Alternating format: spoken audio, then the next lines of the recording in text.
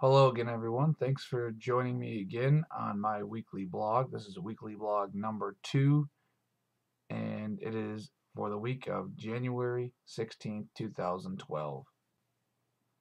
Let's start off with the college football national championship game, or that's at least what they told us it was. You couldn't tell by the play on the field. LSU playing Alabama. This was pretty much a disgrace of a game. Alabama destroying LSU 21-0. Didn't look like LSU even wanted to be on the field. Alabama outplayed them in every facet of the game, whether it be special teams, offense, defense. It really didn't matter.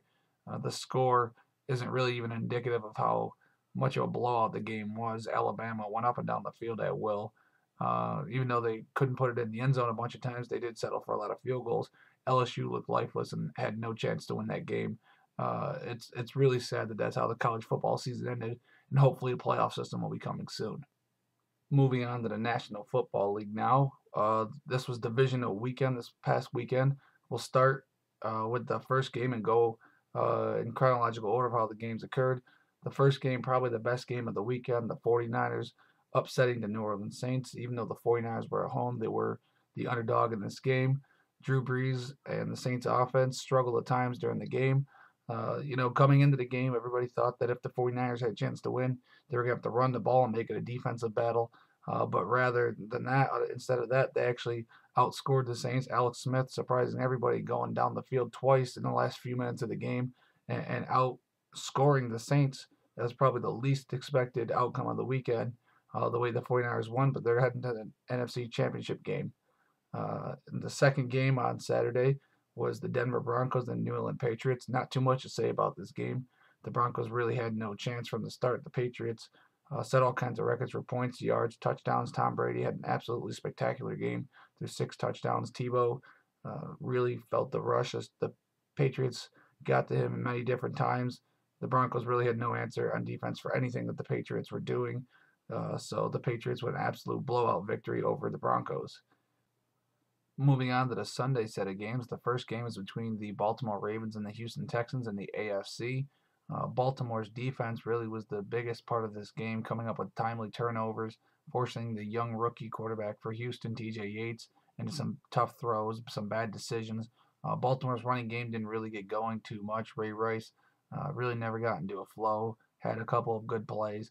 Joe Flacco, his statistics don't look great, the quarterback for Baltimore, but he did have a couple of touchdown passes, some good throws, and the Ravens made some great catches to help him out.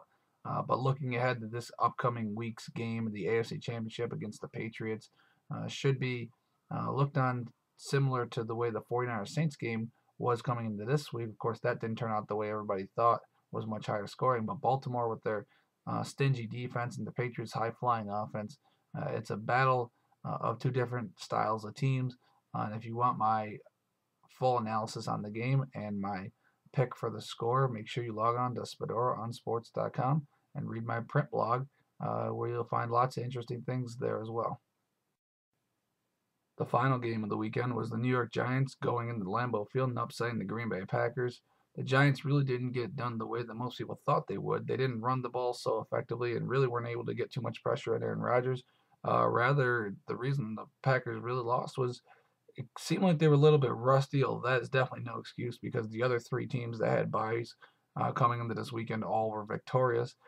I would say it's just the Packers seemed to not have their heads in the game or something was wrong. I don't know. They had 8 drop balls.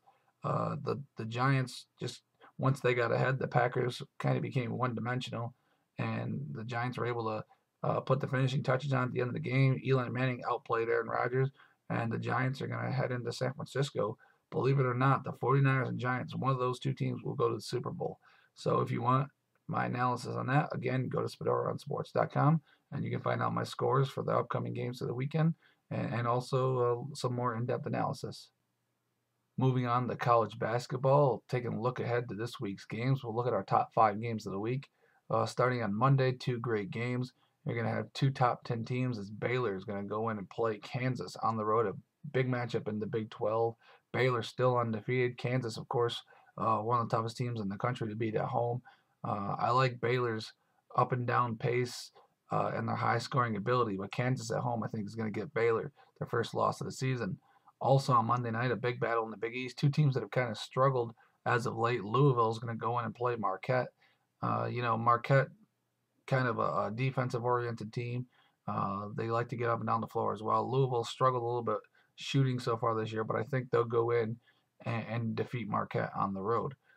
Moving along into the week, Tuesday night, a nice matchup in the Big Ten, which is probably the toughest conference in the country right now. Two teams coming off disappointing losses. Michigan State going to go and play their rival Michigan. Michigan State losing Northwestern. Michigan getting trounced by Iowa over the weekend. So both teams looking for a bounce back. I think Michigan State's depth will be very important in this game, but Michigan, the better shooting team, and being at home, I think the Wolverines will pull out the victory in this matchup. Also, another great game this week, going to Saturday night, or rather going to Wednesday night. Another Big East matchup between Cincinnati and UConn. UConn being at home. Cincinnati probably the hottest team in the conference right now in the Big East besides Syracuse, who of course is still number one in the country. But UConn playing at home should be able to get the ball inside to some of their big guys who are starting to play a little bit better. Cincinnati, the better shooting team, should be a low-scoring game, but I'll take UConn at home. And then the fifth and final top five game of the week is going to be on Saturday night, and it's a team that we already mentioned, Baylor, playing at home. And as I said, expect them to lose to Kansas on Monday, so they'll be looking for a bounce back against another high-quality team in Missouri, another big matchup in the Big 12. But this time, I think really high-scoring game, and I think Baylor should be able to pull this one out. And finally, we'll get into the NBA, looking at our top 5 NBA games for the week. Going to start on Monday night, Oklahoma City traveling to Boston. The Celtics kind of struggling right now. They're one of the teams that have definitely been hurt by the lockout. An older veteran team, Oklahoma City, one of the young up-and-coming teams, really off to a solid start, have the best record in the league through the first couple weeks of the season.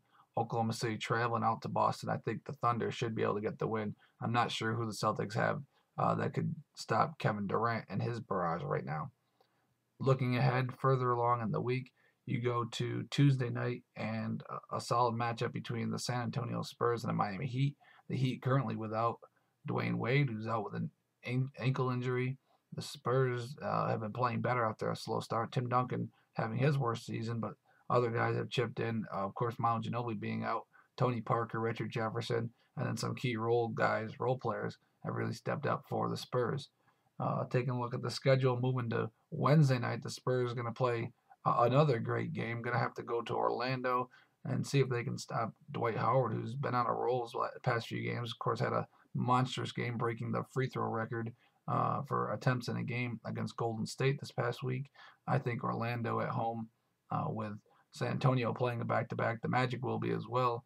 But I think the Magic being at home should be able to handle the Spurs because Dwight Howard should go nuts inside as the Spurs don't really have any bigs to stop him.